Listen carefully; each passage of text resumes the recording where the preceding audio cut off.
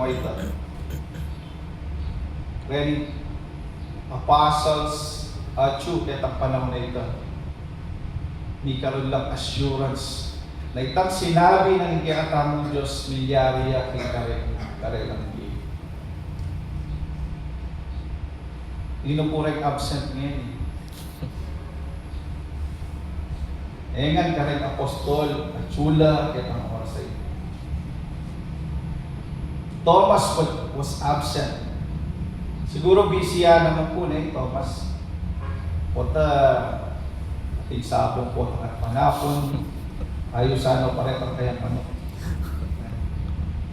O ating bagay na kailangan ng asikaswan Thomas. That's why he was not there at that time. Seeing is believing and being is believing. Ito po yung katmang punto. Sabi ng Thomas, na ausandang kambal, Didymos. Kambal niya po, ano yung sinabi nung hindi kayang kakambal. Pota po yakon kakambal mo. Pota po ikayo. It's either one of us. May kakambal ng Thomas. Because ito mo asising kinata mong sarili. Kayating mundong iti, kayating bansang iti, nanungdo ka rin tamo, nangaliwa ka tamo,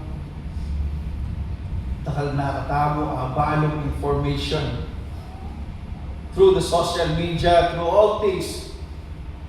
We really know what to believe. Ating kabang resibo, hanapin. O siya po ganita. May resibo ka ba? Para patunayan mo ano yung sinasabi. Kaya, Thomas stated that matula lang pa pong verita niya kaya at ang haliwaan na ganyan. So the other disciples, kaya ganagan ka rin disciples, sinabi na kang Thomas. Pakanyan mo naman kaya katamong minsan that those things that we know about Christ, we keep them by ourselves. We are not excited to bring them out and give them to other people, to share the good news of God. Are we excited to share? Or after this is close, din pamikulit namin itong pagsasama natin dito, hindi na natin ito i-share sa iba. But the other disciples told him, "We have seen the Lord." Ano po yung sabi na? But he said to them, sabi po yung title ng katamo, pamigulay nga unless I see.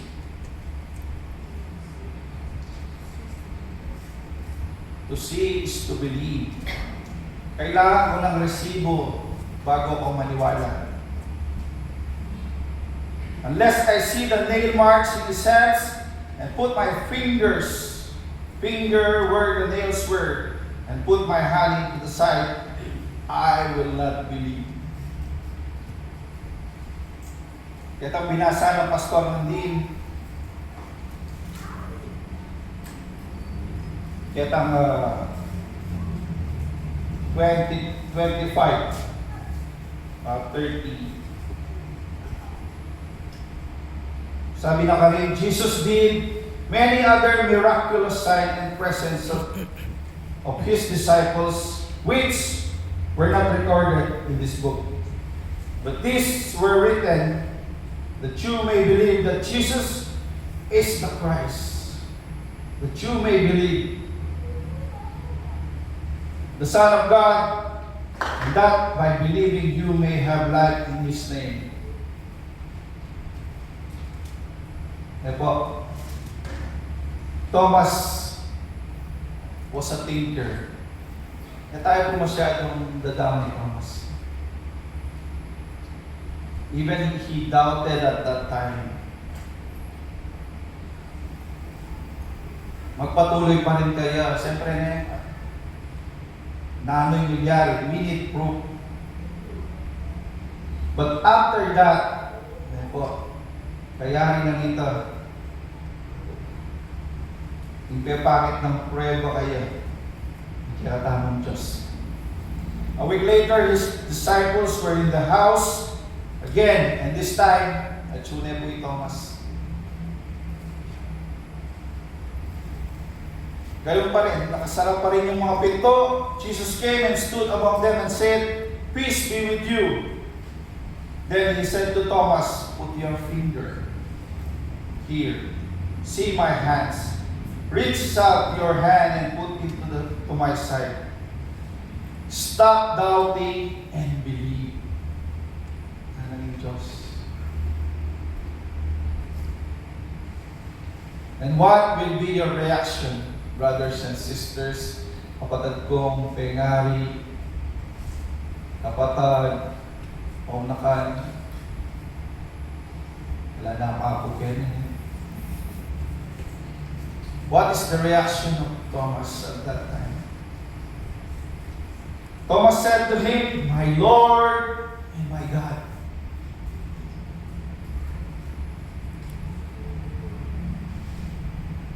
Kakong Diyos at kakong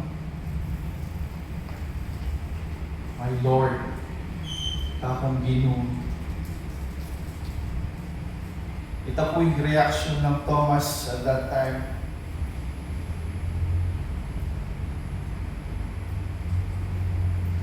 Kapatid, kaluguran. Atin man rin kaya katamang kapatid kailangan niya. Atin man dapat tamang i-reach out po. Here we didn't see Jesus Christ.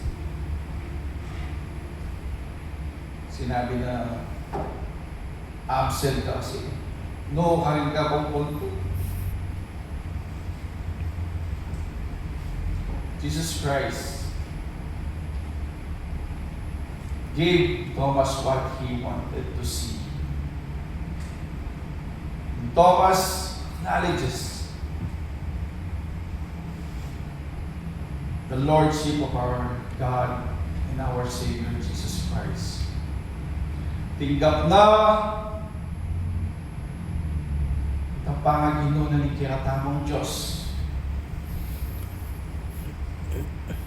Remember, sinabi na ni Thomas na tukyan tayo Panginoong Jesucristo at matetamo kayo. Sinabi na rin minsan, no ka rin kamunta, pag enibalo, no ka rin kamunta na. There is doubt in Thomas. But upon seeing and knowing that Christ really lives, he glorified and praised Him.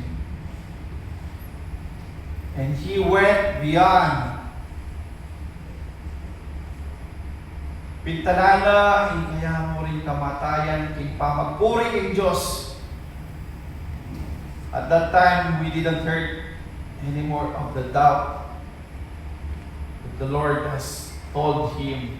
Stop doubt and believe.